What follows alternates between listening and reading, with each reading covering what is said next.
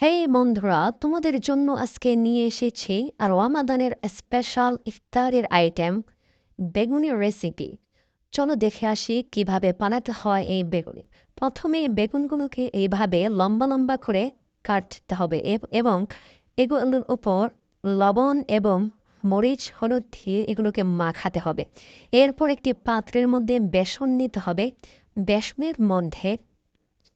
বেসনের মধ্যে হলুদ, এরপর ধনিয়ার গুঁড়া, এরপর লবণ, এরপর জিরার গুঁড়া, এরপর মরিচের গুঁড়া, এরপর রসুন বাটা দিয়ে অল্প পানি দিয়ে সুন্দর করে মাখাতে হবে, যেন পাতলাও না ঘনও না হয়।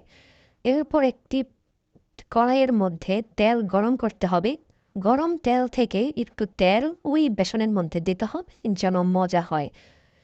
এরপর তেল দিয়ে সুন্দর করে মাখানোর পর ওই বেগুনের চাকগুলোকে বেসনের মধ্যে চুবিয়ে তেলের মধ্যে ছেড়ে দিতে হবে। তেলের মধ্যে ছেড়ে দেওয়ার পর সুন্দর করে উল্টিয়ে পাল্টিয়ে ভাজতে হবে, যেন পুড়ে না যায়। সুন্দর করে লাল লাল করে ভেজে ভাজা হয়ে গেলে একটি পাত্রে পরিবেশন করবে।